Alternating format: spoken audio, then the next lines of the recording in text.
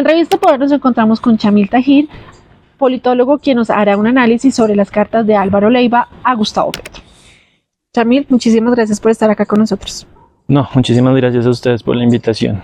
Chamil, cuéntenos un poco cuál ha sido el impacto que ocasionó las cartas de Álvaro Leiva al presidente Gustavo Petro.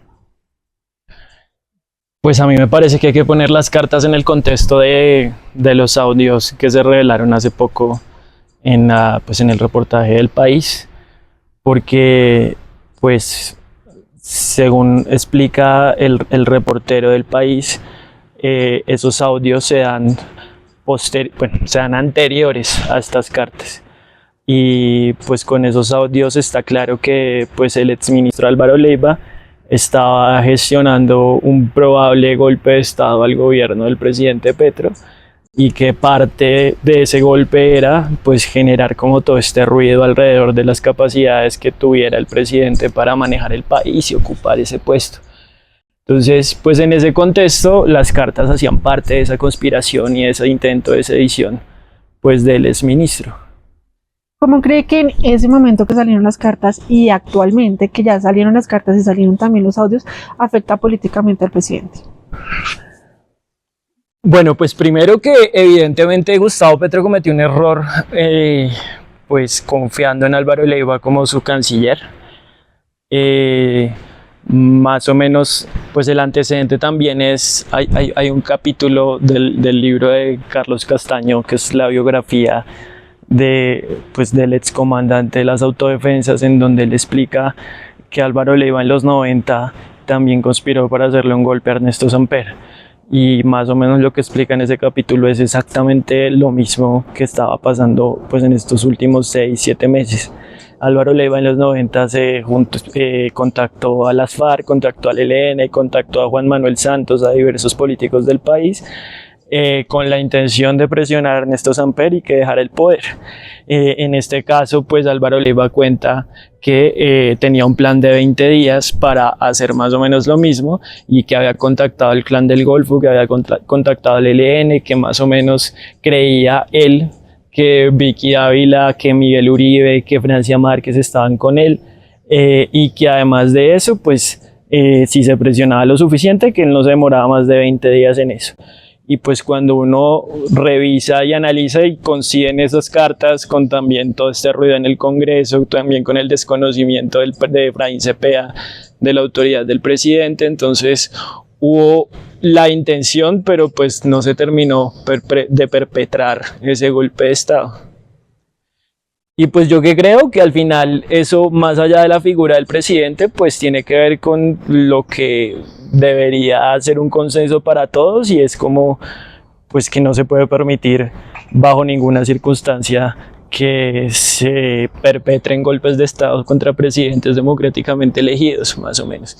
Y creo que el consenso es casi que mayoritario, ¿sí? En el momento en que salen los audios, pues saltó todo el mundo a decir que Álvaro Leiva estaba medio loco, que Álvaro Leiva que va a desestimarlos, a decir que igual no se podía perpetrar un golpe, que eso era inaceptable.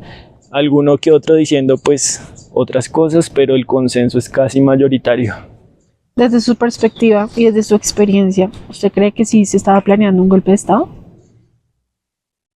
Pues a partir de lo que acabé de decir, sí. Ahora, yo también creo que Álvaro Leiva fue como el más torpe de esa presunta conspiración, ¿sí?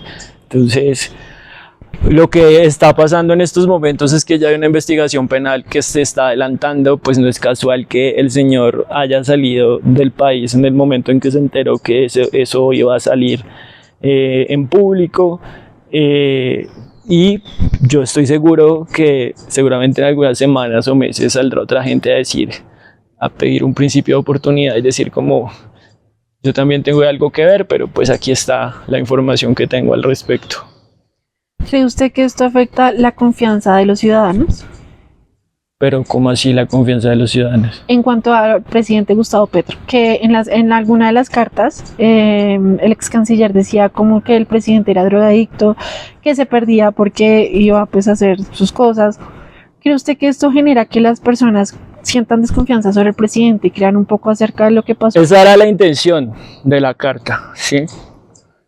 Pero entonces yo sí le diría a la gente que se preguntara por qué cuando fue canciller, si eso fue verdad, no lo denunció en su momento, que además es su deber. O sea, si usted es funcionario público y usted se está enterando de que el jefe de Estado que toma decisiones pues que afectan a todo el mundo, pues no es capaz de cumplir con su deber, pues entonces tiene el deber de denunciarlo.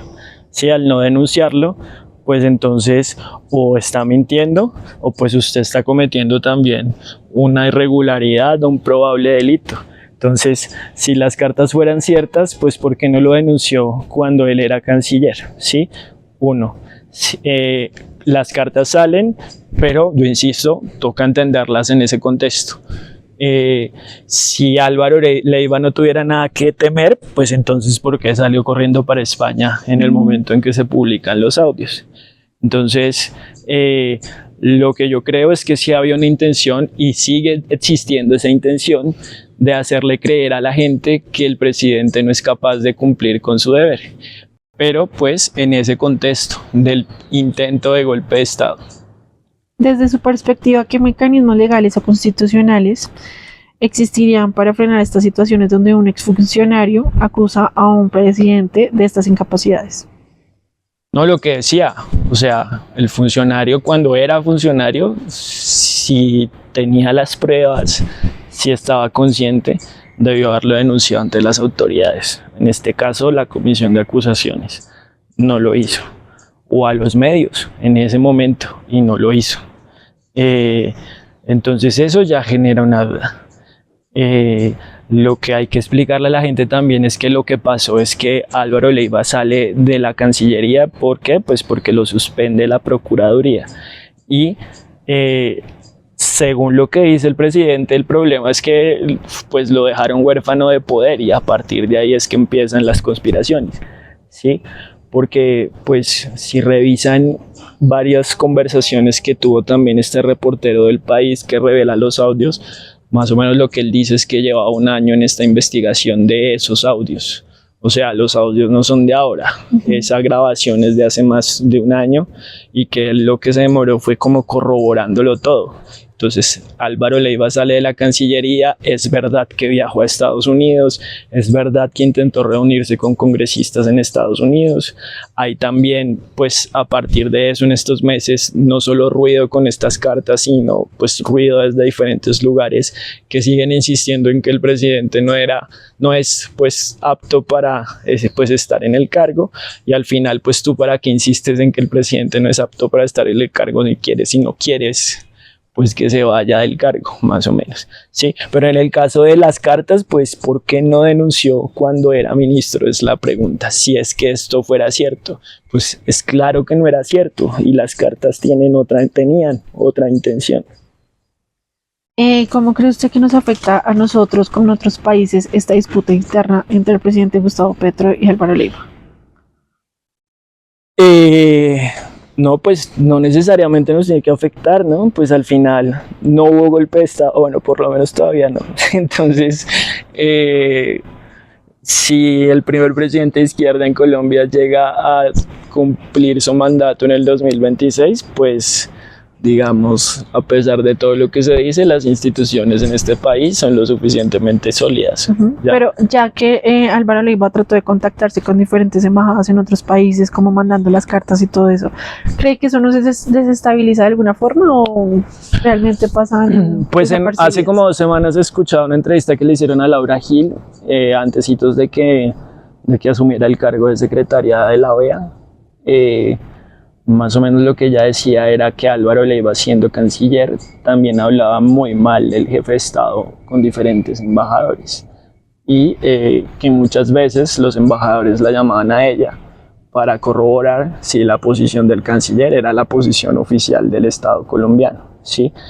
Y a ella le tocó apagar varios incendios en ese sentido. Como que no, o sea, explicarle a varios embajadores que están aquí en Bogotá en su momento de que las palabras del canciller no era la posición oficial del Estado colombiano. Entonces, pues yo insisto, más allá de este intento de sedición, pues que seguramente se irá como aclarando según avance la investigación judicial que ya está pues adelantándose, pues lo que afecta es que existan exfuncionarios y pues una presunta conspiración para intentar tumbar a un presidente democráticamente elegido, ¿sí? Eso es lo que afecta pues la imagen del país. Pero si a pesar de todo eso logramos llegar al 2026 sin mayor problema, pues digamos las instituciones salen fortalecidas. Bueno, y ya aprovechando que estamos aquí, que lo tenemos aquí, no puedo evitar preguntarle un poco de cómo le parece, cómo ha sido la gestión del presidente Gustavo Petro estos 3 años. Pues ayer en su discurso de instalación en el Congreso, creo que fue muy claro, ¿no? Fue muy claro en cuanto a las cifras de inflación, de crecimiento económico, de reducción de la mortalidad materna e infantil, de reducción del hambre, de aumento del turismo de más de 7 millones de turistas, reducción de la inflación del 13 al 5%, crecimiento económico sobre todo en sectores estratégicos como turismo y agro. Además de eso, pues cómo se ha desarrollado la política exterior más allá de los Estados Unidos. Además de eso, pues la intención también de sacar adelante reformas estructurales para el país en clave social que no se habían contemplado antes. De las 3 reformas estratégicas que se planteó este gobierno, ya se aprobaron 2, a pesar de todas las dificultades.